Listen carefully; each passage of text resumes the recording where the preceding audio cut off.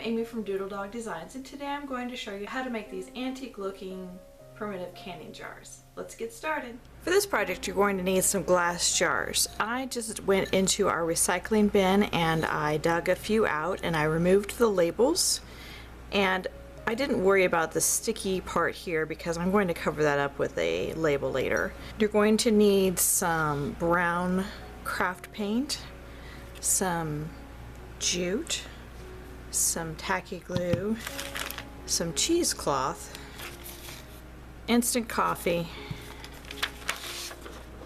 the printout of the labels, and I'll put the link for this in the description below, and some paper towels. And you'll need some cinnamon. The first thing you want to do is take the labels, and you could cut around them to the size that you like, but I prefer kind of a torn look, so I'm going to fold right inside the lines.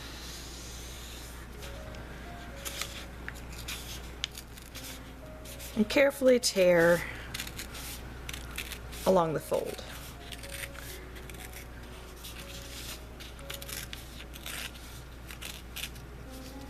I wanted my honey label to be a little bit smaller than the rectangle on the pattern, so I tore it a little bit smaller. The ink on these labels has a tendency to run a little bit if you don't let the ink dry real well, so I like to print it out and wait at least a few hours, and overnight's even better, before you proceed to the next step for these labels. So I've got a metal pan here, and I'm going to take each of the labels and crinkle it up and then lay it flat. Then I'm going to take the instant coffee and sprinkle a little bit onto the paper.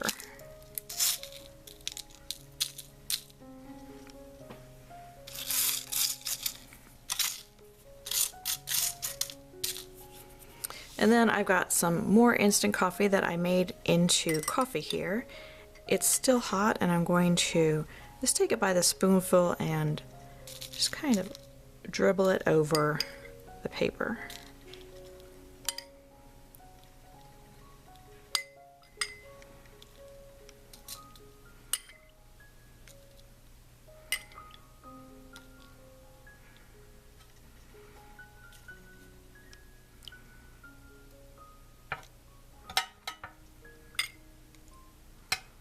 I'm going to let that sit for a few minutes, and while that's sitting I'm going to take some of my cheesecloth and I'm going to also coffee dye it with the leftover coffee dye here that I've made. I want to dye enough cheesecloth that I can make covers for each one of my jars. So I've cut a length of cheesecloth, and then I'm going to open it up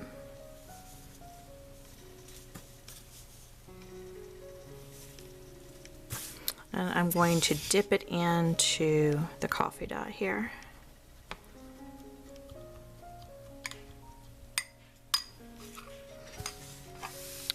Now I'm going to come back to this, and I'm going to use paper towel to soak up all the extra liquid.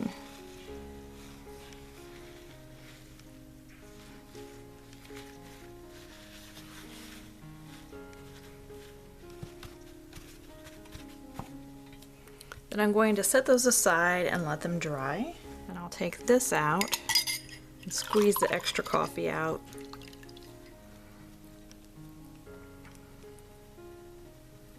And kind of separate it back out.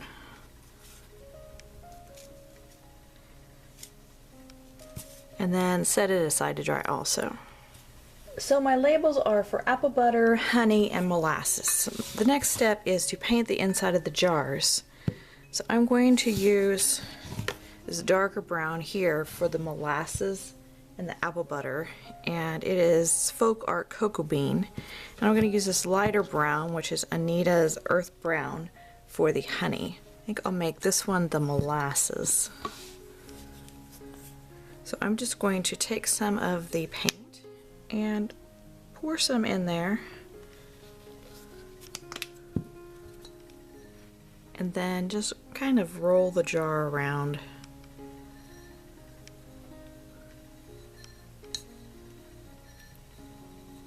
And you can use a paintbrush if you need to Make sure it covers all the spots. And just keep rolling and painting the inside of the jar.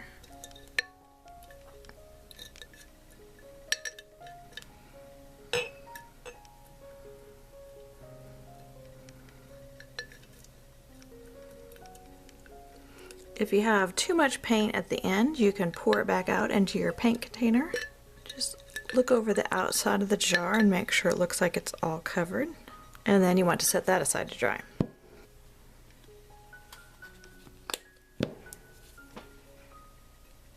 Now these jars are not going to be food safe when we're finished. They're just going to be decorative.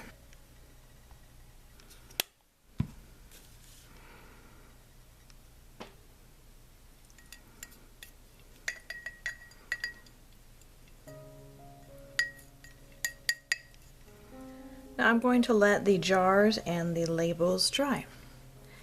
After everything is dry, you want to take your labels and apply glue to the back side of the label.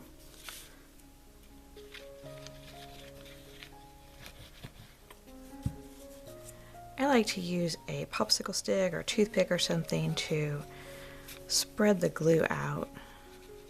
Make sure it gets on around to all the edges.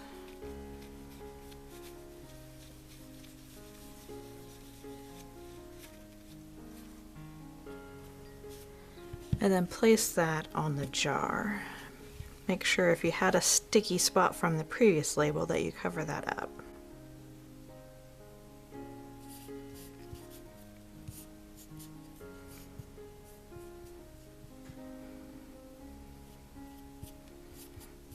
And then let that dry.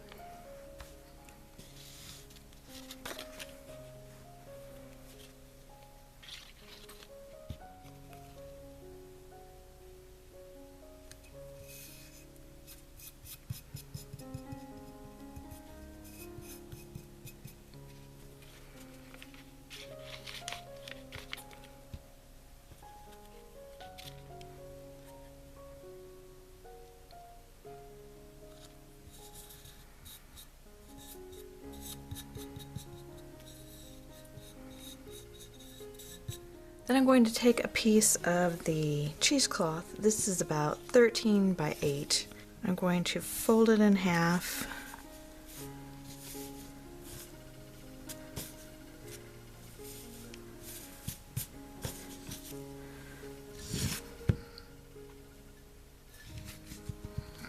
Then I'll cut it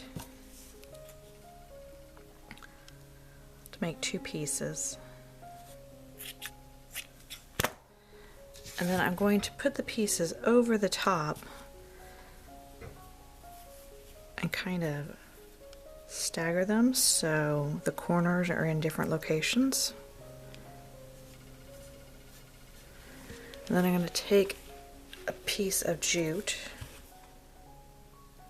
and just tie around the top here.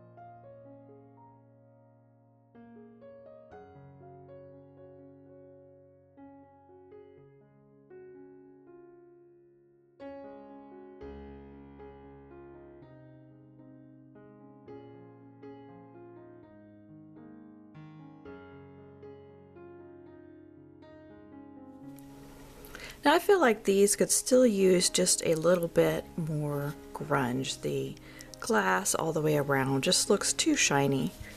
So I'm going to grunge it up with some cinnamon. going to take some glue and use a toothpick or a popsicle stick to just smudge little spots here and there for the cinnamon to stick to. You want to make sure that you're using a glue that's going to dry clear.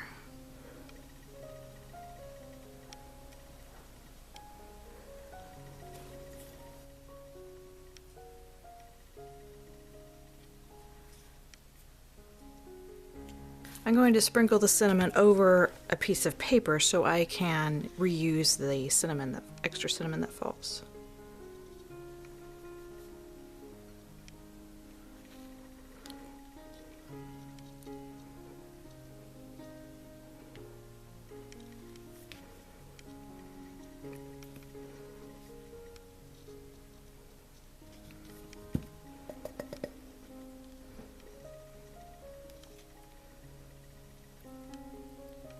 I just want to show you here one that's been extra grunge with cinnamon versus one that hasn't, so you can decide which look you like better.